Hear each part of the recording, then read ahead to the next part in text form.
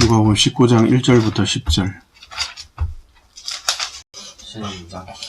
예수께서 여리고로 들어가 지나가시더라. 삭개오라 이름하는 자가 있으니 세리장이요 또한 부자라. 그가 예수께서 어떠한 사람인가 하여 보고자 하되 키가 작고 사람이 많아 할 수 없어 앞으로 달려가서 보기 위하여 돌 모화가 나무에 올라가니 이는 예수께서 그리로 지나가시게 되미로라.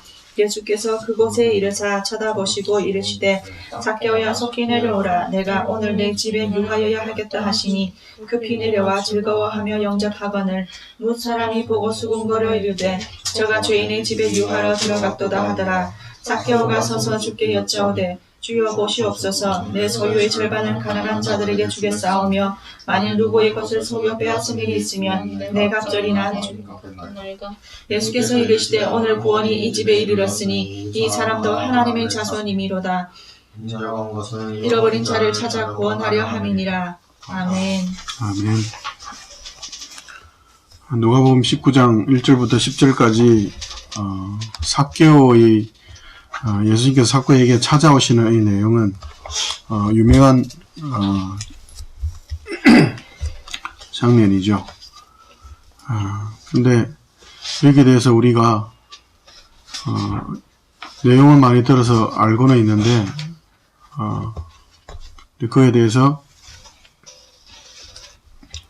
초점이 우리가 인간적인 초점을 가지고 읽다 보니까 저희들 오해를 하는 경우가 많이 있습니다. 여기 특별히 삭개오가 뭐 키가 작다더니 또는 예수님을 정말 간절히 찾았다느니 어느 정도였냐면 뽕나무에 그 어른이 그것도 공무원으로 따지면 한 5급 이렇게 되는 엄청난 지위에 있는 그런 사람인데 뽕나무 위에 올라가가지고 그런 부끄러움도 무릅쓰고 올라갔다느니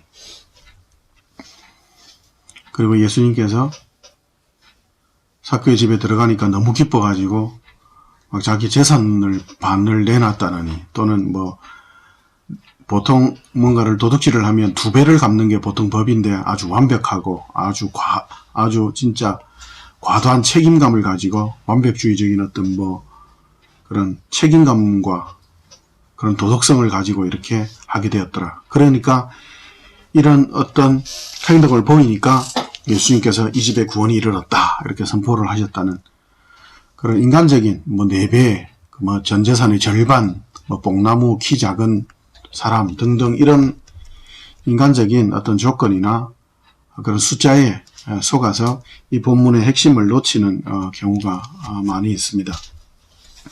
이 본문의 핵심은 삭개오에 있지 않습니다. 그리고 죄인에 대한 또 심하게 이야기하면 죄인에 대한 구원의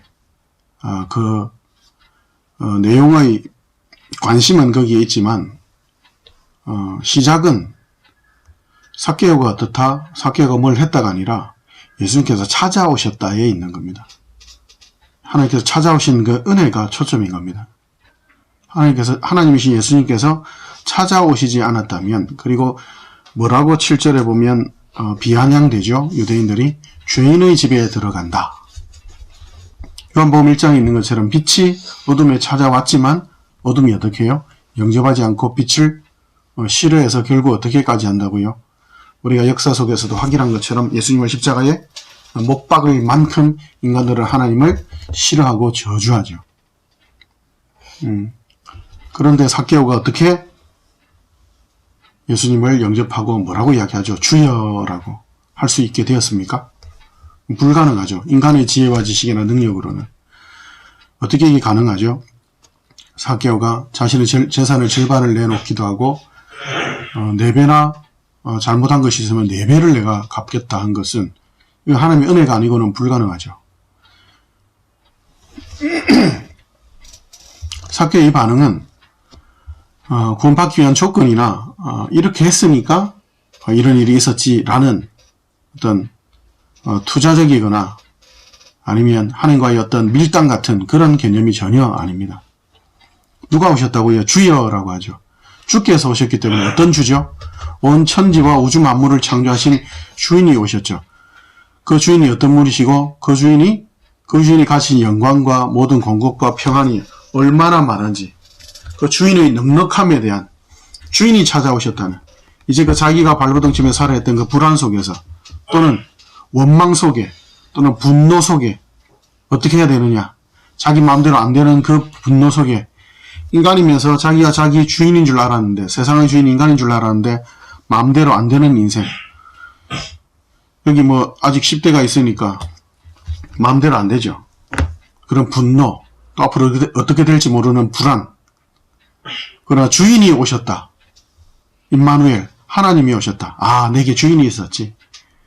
그걸 깨닫게 되는, 그걸 하나님의 은혜로 깨닫게 되고 믿음으로 받아들여지게 되는 그런 참된 회개가, 돌이킴이 일어나죠. 그래서 돈이 주인이었던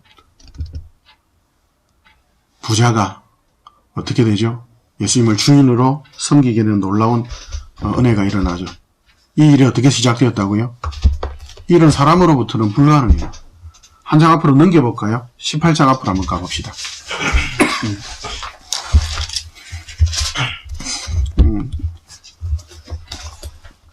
예수님께서 제자들을 가르치고 있을 때에 한 사람이 찾아와요. 부자가 찾아와서 제가 뭘 하면 구원받을 수 있겠습니까? 하면서 예수님께 물어요. 근데 그 사람이 엄청난 부자예요. 예수님께서 그 부자에게 네가 가진 거 다 내려놓고 나를 주인 삼고 따라와라. 그러니까 그 제자가 엄청난 부자예요. 근심하며 그냥 가버려요. 24절부터 27절까지 우리 같이 한번 읽어봅시다. 24절부터 27절 같이 읽습니다. 시작. 예수께서 그를 보시고 이르시되 재물이 있는 자는 하나님의 나라에 들어가기가 얼마나 어려운지 낙타가 바늘기로 들어가는 것이 부자가 들어가는 것보다 쉬우니라 하시니 듣는 이들이 이르되 그런즉 누가 구원을 얻을 수 있나이까? 이르시되 아무도 사람이 알 수 없는 것을 하나님은 하실 수 있느니라. 누가 할 수 있다고요? 네, 하나님이 하신다고요. 부자가 천국에 들어갈 수 있는 게 더 쉽다고 생각했죠. 유대인이나 사람들은. 왜? 돈이 있으니까. 헌금을 많이 하면 교회를 짓는다거나, 예전엔 그런 생각들도 많았어요. 교회를 짓는 걸 어떤 마치 선교사 한 명을 파송하는 것이 무슨 아주 큰 위대한 업적인 것처럼, 그래서 돈 많은 사람들을 장로로 세우겠다는 생각이 한국교회에 7, 80년대를 거치면서 들어왔었습니다. 지금도 안타깝지만 은근히 마음속에 이왕이면 돈 많은 사람이 장로가 되었으면 하는 그런 이단적인 사상들이 교회에 있는 안타까운 현실이기도 합니다. 부자는 뭐라고요? 천국에 들어가기 얼마만큼 힘들다고요? 낙타가 바늘 구멍으로 들어가는 것보다, 그거보다 더 어렵대요. 우리 눈에는 낙타가 바늘기로 들어가는 게 더 어려울 것 같죠. 부자가 왜요? 요즘 현대에서는 더 많이 알죠. 돈이 있으면 온 세상이 자기 것이라고 생각하고 돈을 위해서 자기 목숨까지 바치는, 그리고 돈이 없으면 마치 인생이 끝난 것과 같은, 자기가 자기 인생의 주인이라고 말도 하고 세상의 주인이라고 하면서도 돈이나 어떤 쾌락이나 어떤 뭔가 자기가 원하는 뭔가가 없으면 자기를 죽여요. 말이 안 되죠. 그 어리석음 가운데 살죠. 부자가 천국에 들어가는 것은 힘든데 하나님만 하실 수 있다. 근데 우리가 오늘 지금 읽은 이 본문에서 삭개오는 어떤 부자죠? 엄청난 부자죠. 부자가 천국에 들어갈 수 있다고요? 거의 불가능할 정도죠. 그런데 삭개오는 어떤 사람이에요? 세리예요. 세리는 죄인을 대표하는 그런 상징적인 그런 직업군인 거예요. 세리하면 바로 죄인, 이렇게 동일하게. 근데 죄인 중에서도 삭개오는 누구죠? 세리장이죠. 대빵이에요, 대빵.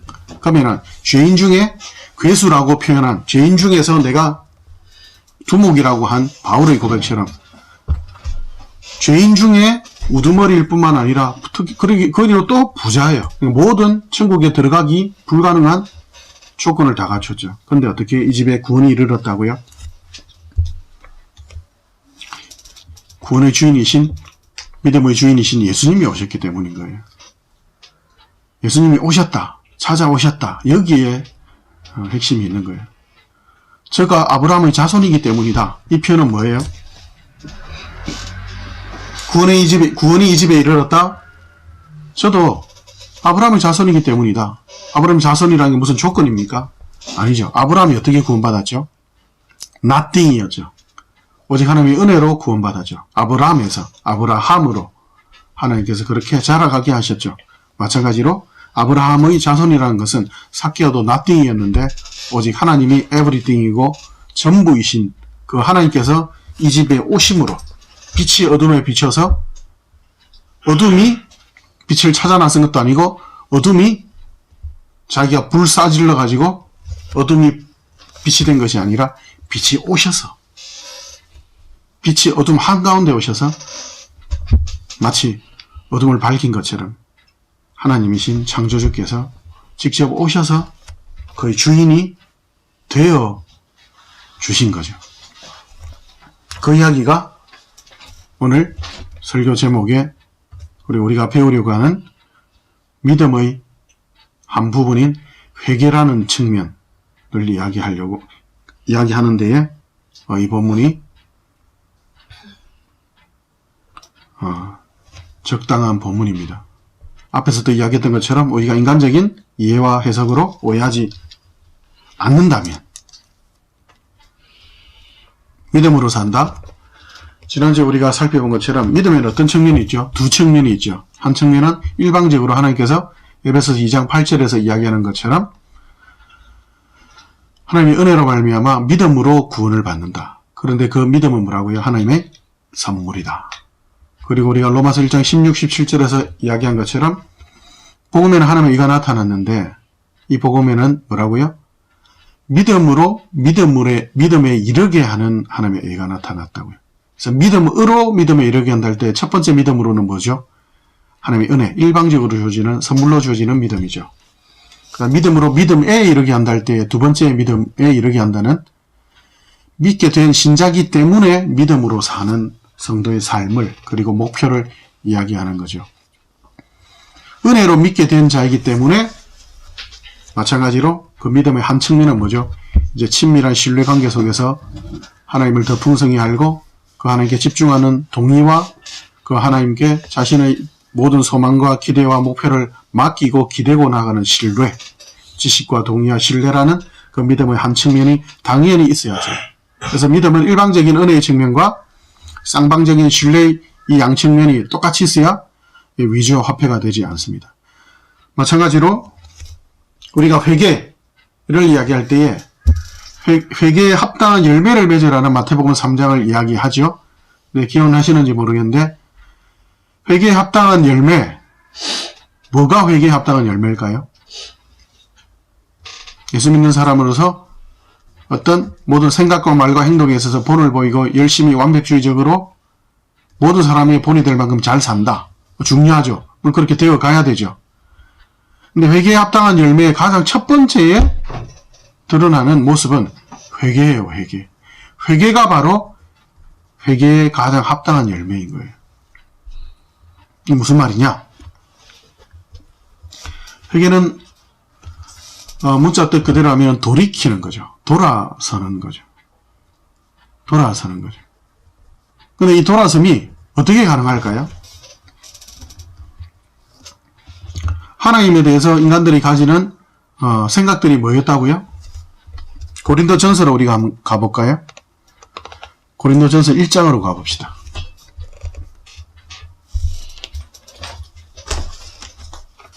다 같이 성경을 찾으세요.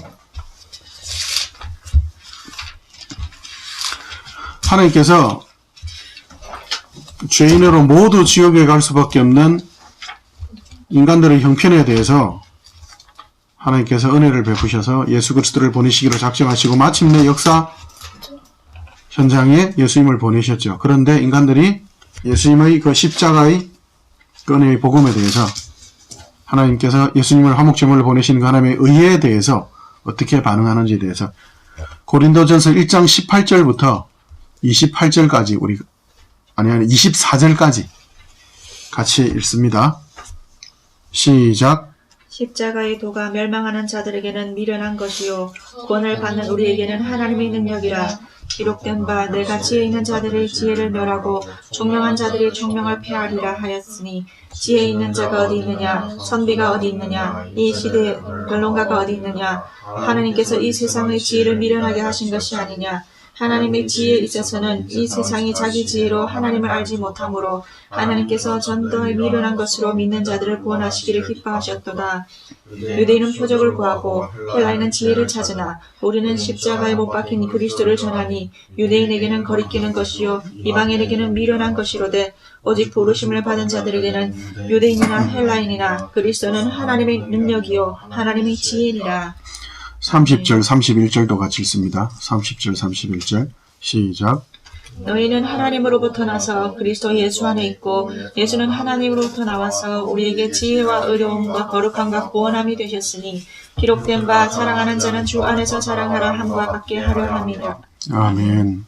십자가의 도 예수님께서 모든 죄인을 대신하여 벌받아 하나님께 저주와 벌을 받아 심판받아 죽으신 그 사건, 그 죽으시고 부활하신 그 사건, 그걸 한마디로 또 표현할 때 십자가의 도라고 이야기하죠.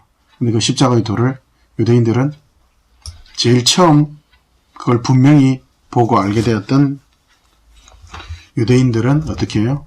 싫어하는 것으로. 그리고 이방인들, 유대인을 제외한 모든 이방인들은 뭐라고요? 바보 같은 짓이라고. 그런 하나님께서는 하나님의 복음을 전하는 그 전도의 방법으로 이 방법을 쓰시죠. 이 전도의 방법이 세상 사람들에 맞지 않죠. 유대인들은 뭘 원한다고요? 기적을 보여봐. 하나님 맞아? 실제로 메시아 구원자 맞아? 보여봐. 우리가 원하는 표적, 기적을 보여봐.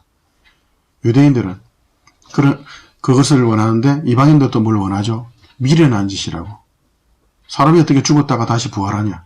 그건 미련한 거라. 결국 모든 인간들은 어떻게 해요? 다 거부하죠. 근데 오직 하나님께로부터 난 자들, 30절 31절에 뭐라고요? 신자들, 구원받은 자들, 성도들, 오직 하나님께로부터만 가능하다고. 하나님께로부터만 예수 믿는 사람들이 예수를 믿을 수 있는 은혜를 받을 수 있고, 그 예수님이 뭐라고요? 하나님의 지혜. 예수님을 통해서만 의롭게 되고 새롭게 되고 거룩하게 될 수 있구나. 예수님을 통해서만 하나님의 자녀가 되고 회복될 수 있구나. 구원받아 천국 갈 수 있는 유일한 방법이구나. 예수 외에는 안 되는구나. 아무도 자랑할 수 없고 인간의 어떤 자격이나 노력이 아니라 오직 예수구나 라는 걸 알게 하셨다는 거죠. 그래서 오직 예수, 오직 하나님, 오직 하나님의 은혜, 하나님. 할렐루야.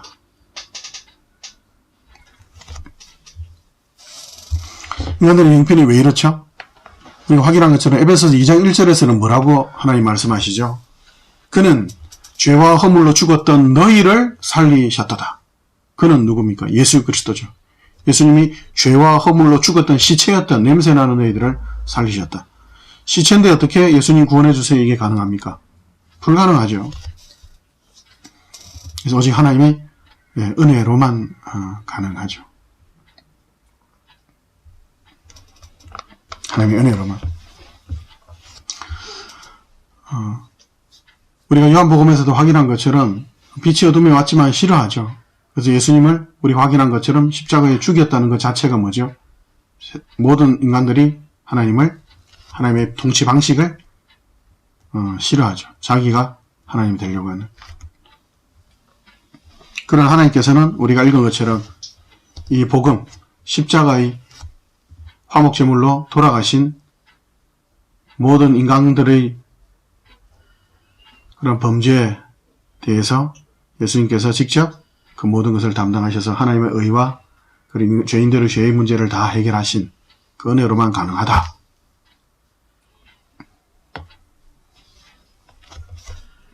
인간을 편해서 할 수 있는 것은 뭐냐? 할 수 있는 거 없죠. 우리가 마태복음 3장에서 확인한 것처럼 회개에 합당한 열매를 맺어라. 주의 길을 예비하라. 주의 길을 누가 예비할 수 있죠? 다리 저는 절름발이, 그 다음에 저 같은 맹인, 그 임신부들이 어떻게 바벨론의 포로로 잡혀갔다가 돌아올 수 있죠? 하나님께서 직접 카페트를 쫙 깔아 놓으시는 거예요. 그래서 예레미야서 30장에 있는 것처럼 뭐라고요? 내가 한다. 그러면 너희들은 나를 주인으로 인정하고 믿고 기대라. 아니, 우리가 할 거는요. 너희가 할 건 없다. 내가 전부다. 내가 모든 것이다. 믿느냐? 예, 하나님 감사합니다. 그 성도의 기본적인 삶의 자세는 뭐라고요? 감사, 겸손밖에 없는 거예요. 그럼 할 게 없지 않느냐? 아니죠. 감사하고 겸손하고 때를 얻든지 못 얻든지 하나님의 이 은혜에 대해서 우리가 이야기하고 그 하나님의 은혜를 믿고 살아가는 것. 그 하나님을 더 알고 그 하나님께 더 집중하고 그 하나님께 더 기대는 지식과 동의와 신뢰와 이 믿음의 삶. 이것이 성도의 삶이죠. 그리고 삭개오의 이 회개의 반응은 뭐예요? 자연스러운 거죠. 주인이 왔기 때문에 넉넉하잖아요. 재산을 절반을 줘도 다 줘도 괜찮은데 삭개오는 그 정도의 믿음까지는 아직은 없죠. 나중에는 더 자랐겠죠. 근데 주인이 왔기 때문에 넉넉한 거예요. 더 이상 재산에 아둥바둥할 필요도 없고 넉넉하게 다른 사람이 오른편 뺨을 때리며 왼편을 돌려댈 수 있는 그런 넉넉함이 내게는 주인이 있다. 내게는 아버지가 있다. 아버지가 없는 고아 같은 세상. 주인이 없이 지가 지 주인인 줄 알고 돈이 주인인 줄 알고 살아가는 불안과 억울함과 분노 속에서 갈팡질팡 우왕좌왕하는 인생들 가운데 내게는 주인이 있다. 싱글벙글 세상이 알 수도 줄 수도 없는 평안 가운데 살아가는 거죠. 회개도 아까 이야기했던 것처럼 믿음과 마찬가지로 두 가지 측면이 있어요. 첫 번째 회개는 뭐죠? 죄와 허물로 죽었던 시체가 하나님께로 스스로 벌떡 일어나서 돌아올 수 없죠. 하나님께서 찾아오셔서 생명을 주셔서 구원하셔서 양자 삼으셔서 믿음을 주셔서 선물로 마찬가지로 회개도 하나님께로 돌아오게 하시는 것도 하나님의 은혜로 탕자가 하나님께로 돌아왔던 이유가 뭐죠? 내 아버지의 성품과 내 아버지의 역사, 그 하나님의 계획과 뜻에 대해서 그에게 깨달음이 생겼던 거죠. 마치 전문용어로 개고생해보니까 우리 아버지의 성품과 우리 아버지의 계획과 뜻이 뭐였는지 비로소 깨달아진다. 하나님의 은혜를 비로소 깨닫게 되는 하나님의 은혜로 말미암아 그렇게 회개가 가능한 거죠. 시체는 불가능하잖아요. 그래서 회개의 열매에서 제일 첫 번째는 회개가 가능하게 되었다는 게 바로 그 증거인 동시에 회개의 열매인 거예요. 믿음의 두 측면에 있어서 일방적인 은혜의 측면과 상방적인 신뢰의 측면이 있어서 믿음으로 믿음에 이르게 한다는 표현이 있는 것처럼 회개도 마찬가지로 하나님의 은혜로 회개하게 된 자기 때문에 회개가 가능한 자기 때문에 믿게 된 자기 때문에 구원받은 자이기 때문에 비로소 매일매일 자신의 죄에 대해서 매일매일 자신의 잘못에 대해서 회개할 수 있게 되는 거예요. 그래서 은혜로 회개를 하게 된 자기 때문에 이제 비로소 매일매일 평생 회개하며 살 수 있게 된 거예요. 이제 살아났기 때문에 이쪽으로 와라. 그쪽 아니란다. 이쪽이란다. 예, 이렇게 갈 수 있는 거예요. 죽은 자는 이쪽이야. 아무리 돌아서 이쪽으로 와 말을 해도 안 되죠. 살아났기 때문에 은혜로 하나님을 바라보고 살아갈 수 있기 때문에 그래서 일방적인 은혜로 주어진 회개와 단 한 번의 단번의 회개와 그 다음에 그 은혜로 말미암아 날마다 평생 할 수 있는 주께서 오실 때까지 우리가 주께로 가는 그날까지 이제 계속 회개할 수 있는 은혜가 시작된 거죠. 우리가 교리에서 9가지 구원의 여정에 대해서 이야기를 해요. 순서에 대해서 이야기하는데 근데 그 순서는 논리적인 순서인 것이지 어떤 시간적인 순서를 이야기하는 건 아니에요. 하나님의 부르심, 그걸 소명이라고 표현하죠. 소명, 중생, 회심, 그 다음에 신앙, 믿음, 그 다음에 의롭다함을 받은 칭의, 그 다음에 양자됨. 그래서 그 다음에 뭐가 펼쳐지죠? 점점 성화되고, 그죠? 그 성화를 하나님께서 끊임없이 이루어 가시도록 인도하시고, 성도는 또 마찬가지로 끝까지 참으면서 따라가는 것. 그래서 결국 영화에 이르는 것. 이 과정들 중에서 앞에 6가지 단계는 그러니까 소명, 중생, 회심, 회개죠. 그 다음에 믿음, 칭의, 양자됨. 요 6가지는 일방적인 하나님의 은혜로 시작되는 거예요. 그걸 갖다가 다르게 표현하면 구원받았다, 은혜를 받았다 이렇게 표현하는 거예요. 하나님의 자녀가 되었다, 하나님의 백성이 되었다, 예수의 신부가 되었다 이런 표현을 하는 겁니다. 근데 우리 흔히 이야기해서 거듭난다 이거는 다시 태어나야 되는 거는 뭐 하나님의 은혜라고 밖에 이해할 수 없겠죠. 근데 회개하고 믿음 그리고 의롭다함 그리고 양자됨 이거는 마치 우리가 뭔가 노력을 하면 조금 더 노력을 하면 마치 우리의 어떤 역할이 있는 것처럼 이렇게 착각하는 사람들이 가끔 있어요. 오직 은혜로 오직 믿음의 은혜로 구원받는다. 그게 아니라 잘못한 걸 뉘우쳐야 또는 자식답게 살아야 그리고 어떻게 해요? 의롭게 살아야 그래야 구원받는다는 어떤 조건을 제시하는 사람들이 있어요. 기독교 내에서도 믿음에 대해서 전적으로 하나님의 은혜로 구원받는다. 이게 성경적인 이해인데 그렇지 않고 하나님께서 은혜를 구원해 주시는데 그래도 우리가 어느 정도의 자격은 갖춰야지. 그리고 우리도 열심히 해야지. 하나님이 구원을 주시면 우리가 손은 최소한 뻗어야지라는 시체가 무슨 손을 뻗어요. 최소한 손은 뻗어야지라는 그런 생각을 가진 기독교인들 중에서도 그런 분들이 가끔 있어요. 우리가 손을 그래도 뻗어야 우리가 하나님을 알지. 하나님의 은혜에 대해서도 예수님의 대속과 부활에 대해서 인정을 하는데 신앙의 삶에 있어서 구원의 생활에 있어서는 자신들이 어느 정도는 해야 우리가 구원을 이루어갈 수 있다는 그런 생각을 가진 사람들이 있어요. 구원받지 못했다고 극단적으로 이야기할 수는 없지만 구원의 그 풍성함과 은혜에 대해서 오해하거나 아니면 점점 그 믿음이 약해지고 구원에 대한 확신이 옅어질 수 있는 그런 좀 늘 불안한 믿음 가운데 살아갈 수 있죠. 그러다 보면 이단에 빠지기도 쉽게 되고 그리고 또 한 부류는 아예 이단이죠. 아니야.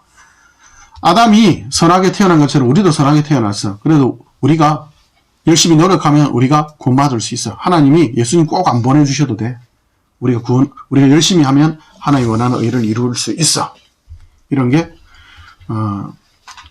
교회 역사에서 펠라기우스라는 사람이 주장한 인간에게는 선한 의지가 있어. 할 수 있어. 우리도 할 수 있어. 의샤. 그래서 긍정심리학. 인간이 할 수 없다는 생각 버리고 열심히 하면 돼. 이런 그런 이단적인 세상들이 교회에 많이 들어왔죠. 그래서 인간적인 그런 생각들을 바라다 보니까 신비주의적인 그런 신사도 운동이라든지 그리고 기도하면은 다 낫는다. 믿음이 없으니까 그렇지라는 이상한 긍정적인 인간적인 욕심, 자기가 하나님이 되어버리는 그런 이단적인 생각으로 가죠. 우리가 지난주에 다룬 것처럼 믿음에서 제일 첫 번째 중요한 개념은 뭐라고요? 하나님을 알아야 돼요. 그 바른 성경을 근거로 한 지식에 동의하고 그 바른 지식과 동의를 따라 사는 것, 그것이 성도의 신자의 삶인 거예요. 회개도 마찬가지입니다. 하나님의 은혜가 없다면 불가능하죠. 그걸 잘 드러내는 성경 구절이 있는데 그걸 우리가 한번 찾아봅시다. 로마서 10장으로 가봅시다. 로마서 10장.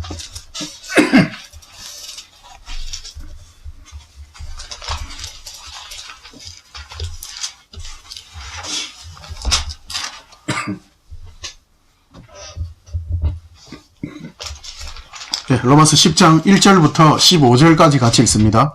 로마서 10장 1절부터 우리 같은 목소리로 자 허리 펴시고 로마서 10장 1절부터 15절까지 같이 읽읍시다. 시작. 형제들아 내 마음에 원하는 바와 하나님께 구하는 바는 이스라엘을 위함이니 곧 그들로 구원을 받게 함이라. 내가 증언하노니 그들이 하나님께 열심히 있으나 올바른 지식을 따른 것이 아니니라. 하나님의 의를 모르고 자기 의를 세우려고 힘써 하나님의 의에 복종하지 아니하였느니라. 그리스도는 모든 믿는 자에게 의를 이루기 위하여 율법의 마침이 되시니라. 모세가 기록하되 율법으로 말미암는 의를 행하는 사람은 그 의로 살리라 하였거니와 믿음으로 말미암는 의인은 이같이 말하되 내 마음에 누가 하늘에 올라가겠느냐 하지 말라 하니 올라가겠느냐 함은 그리스도를 모셔내리는 것이요 혹은 누가 무저갱에 내려가겠느냐 하지 말라 하니 내려가겠느냐 함은 그리스도를 죽은 자 가운데서 모셔 올리려는 것이라. 그러면 무엇을 말하느냐? 말씀이 내게 가까워 내 입에 있으며 내 마음에 있다 하였으니 곧 우리가 전파하는 믿음의 말씀이라. 내가 만일 내 입으로 예수를 주로 시인하며 또 하나님께서 그를 죽은 자 가운데서 살리신 것을 내 마음에 믿으면 구원을 받으리라. 사람이 마음으로 믿어 의에 이르고 입으로 시인하여 구원에 이르느니라. 성경에 이르되 누구든지 그를 믿는 자는 부끄러움을 당하지 아니하리라 하니 유대인이나 헬라인이나 차별이 없음이라. 한 분이신 주께서 모든 사람의 주가 되사 그를 부르는 모든 사람에게 부요하시도다. 누구든지 주의 이름을 부르는 자는 구원을 받으리라. 그런즉 그들이 믿지 아니하는 이를 어찌 부르리요? 듣지도 못한 이를 어찌 믿으리요? 전파하는 자가 없이 어찌 들으리요? 보내심을 받지 아니하였으면 어찌 전파하리요? 기록된 바 아름답도다. 좋은 소식을 전하는 자들의 발이여 함과 같으니라. 아멘. 아멘. 그러면 10장 전반부의 내용은 유대인들의 어떤 역사 그리고 그들의 생각에 대해서 이야기를 하는데 인간들의 죄인들의 대표적인 생각들이죠. 우리가 구원받아야 되겠는데 우리가 지금 이대로 살다가는 지옥 갈 수밖에 없는데 그럼 어떡하지? 그리스도가 있어야 되니까 우리가 하늘에 가서 데리고 오자. 아니면 저 밑에 가서 우리가 데리고 올라오자. 열심히 해보자 한번. 근데 그게 인간에게는 불가능하죠. 그래서 예수님께서 율법의 마침이 되시니라. 예수님께서 율법을 완성하셨죠. 완성하셨기 때문에 율법을 또 다르게 표현하면 끝장냈다고도 볼 수 있죠. 율법을 완성하시는 동시에 율법을 이제는 완성하셨기 때문에 이제 더 이상 율법이 필요 없어지게 되는 율법의 요구를 다 이루셨기 때문에. 그 앞에 뿌린 주옥이 있다가 뭐라고 이야기하죠? 마음으로 믿어 의에 이르고 입으로 시인하여 구원을 받는다. 이 말은 전인격적으로 예수님을 주와 왕으로 믿는다는 거예요. 근데 일이 어떻게 시작되었다고요? 인간들의 편에서 요구했다거나 찾았다거나 아니라 오직 하나님의 은혜로 예수님을 보내주셨죠. 일방적으로. 그 은혜로만 시작된 거죠. 그러면서 또 뒤에 쭉 이어서 나오죠. 뭐라고 이야기하죠? 우리가 이 복음을 전하고 있다. 예수님께서 너희를 대신하여 죽으시고 부활하셔서 주와 왕이 되셨다. 그러므로 빨리 그 주와 왕에게 나와라. 거저 구원받아라. 거저 이 은혜의 구원을 받아라. 믿기만 하면 된다. 은혜지 않느냐? 근데 이게 어떻게 가능했느냐? 이해하죠?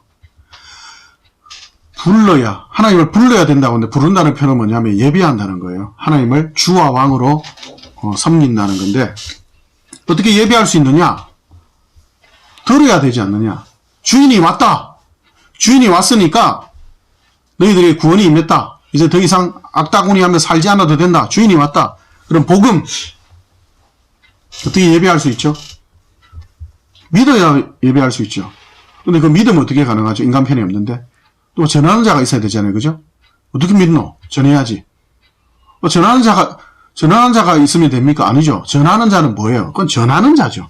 그럼 지가 그걸 가지고 있는 자입니까? 아니죠. 받아야죠. 그래서 하나님께 주시죠. 예배해야 구원을 받을 수 있는데 예배하는 자만 구원받는데 어떻게 예배하죠? 믿음이 있어야 되는데 믿으면 어떻게 되죠? 누가 전해줘야 되는데 전해주는 거 어떻게 가능하지? 사람에게는 희망이 없는 거죠. 오직 하나님께로부터. 그래서 맨 마지막 15절에 뭐라고 이야기해요? 15절 다시 한번 읽어볼게요. 시작. 보내심을 받지 아니하였으며 어찌 전파하리요? 기록된 바 아름답도다. 좋은 소식을 전하는 자들의 발이여 함과 같으니라. 보내심을 받은 자가 없이 어떻게 들어요? 그죠? 그래서 성경에서 뭐라고 표현한다고요? 복음을 전한 자의 아름답도다. 와, 멋진데. 아름답도다. 복음을 전한 자들의 발이여. 무슨 표현이에요? 선배 목사님 표현에 의하면 야, 그 발 멋있다. 이렇게 하는 거예요. 근데 복음을 전하죠. 근데 복음을 전하면 그 사람의 복음의 내용에 대해서 또는 뭐예요? 그 사람의 수고에 대해서 어떻게 좋다, 멋있다 해야 되는데 뭐라는 거예요? 야, 발이 멋있다. 그 말은 뭐예요? 예? 그 발로 아무런 복음에 있어서 복음 전하는 데 있어서 가장 작은 부분이 발이죠. 예.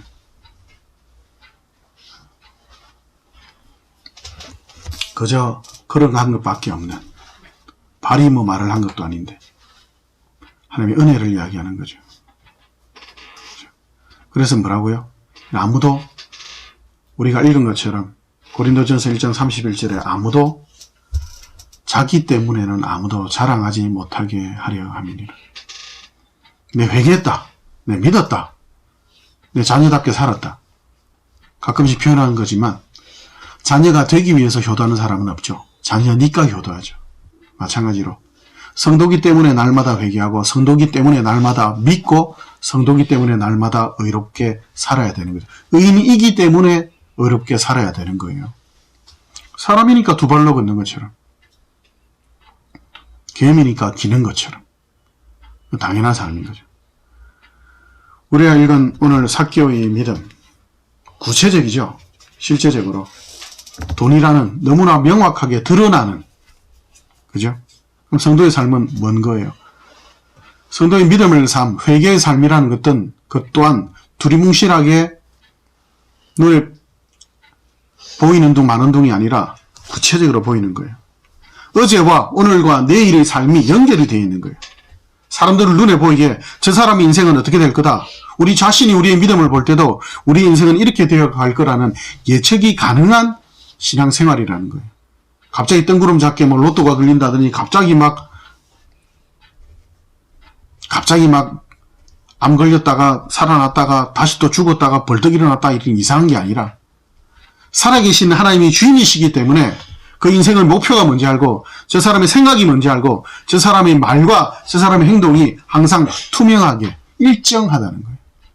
삭개오의 이런 반응은 주인이 계시기 때문에 그 인생이 이제 더 이상 모호하지 않고, 억울해하지 않고, 화나지 않고, 불안해하지 않고, 하루하루의 인생이 어떻다는 거예요.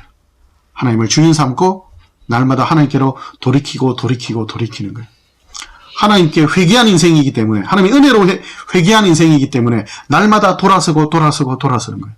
자기의 고집과 생각, 세상의 기준과 질서 가운데서 날마다 돌아서라는 하나님의 명령 앞에 예 하나님 할 수 있는 거예요. 왜요? 하나님의 은혜로 돌아선 자기 때문에, 살아난 자기 때문에 날마다 회개가 가능한 거예요. 삭개오의 삶, 회개의 삶, 이건 당연하죠. 예수 믿는 삶은 모호한 삶이 아니죠. 실제적인 기준과 질서, 아주 구체적인 것부터, 작은 것부터 인생의 가장 큰 것까지 구체적으로 하나님이 주인이시기 때문에, 살아계시기 때문에 반응이 눈에 보이죠. 너는 왜 그렇게 말하냐? 너 왜 그렇게 행동하냐? 너 왜 그렇게 생각하냐? 내가 믿는 주인 되신 하나님께서 내게 이렇게 말씀하시고, 하나님의 계획이, 하나님의 뜻이 나를 통하여서 이것이기 때문에 내가 이렇게 생각도 하고 말도 하고 행동도 합니다. 아, 네 생각과 말과 행동, 네 인생의 목표와 네 인생의 기대와 너의 삶의 미래는 성경을 보니까 알겠구나라고. 어제의 삶과 오늘의 삶과 내일의 삶이 분리된 것이 아니라 너의 삶은 하나님을 향하여 날마다 한 걸음 한 걸음씩 가고 있구나라는, 이 구체적으로 드러나죠. 우리의 돈 사용, 시간 사용, 장소 사용, 인격적인 관계, 누구를 친구로 맺느냐, 어떤 직장을 가느냐, 사람을 살리고 사랑하고 섬기고 하나님의 기준과 질서에 맞는 삶의 방법, 그것이 하나님의 은혜로 회개한 자, 하나님의 은혜로 믿게 된 자, 당연히 요구되는 상식적인 삶인 거죠. 우리 계속 이 믿음의 길을 날마다, 그리고 평생 회개하는 이 은혜의 회개의 삶을 우리 계속 같이 믿음으로 계속 걸어갑시다. 기도합시다.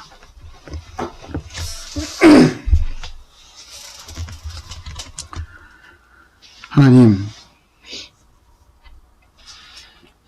날마다 회개하는 것이, 매일 회개하는 것이 참 부끄럽고 싫고 짜증나지만, 그러나 살아났기 때문에 더러운 것이 알고, 구더기가 끓는 시체들 한가운데 있을 때는 더러운 것도 몰랐고 얼마나 비참한 인생인지도 몰랐는데, 살아났기 때문에 이제 구더기가 싫고 더러운 것이 싫은 것처럼, 목욕을 금방 하고 나왔는데 연탄 구덩이에 뒹구는 사람이 없는 것처럼 하나님, 의와 진리와 생명, 오직 십자가의 도, 그것이 하나님의 지혜와 능력인 것을 우리는 알게 되었습니다.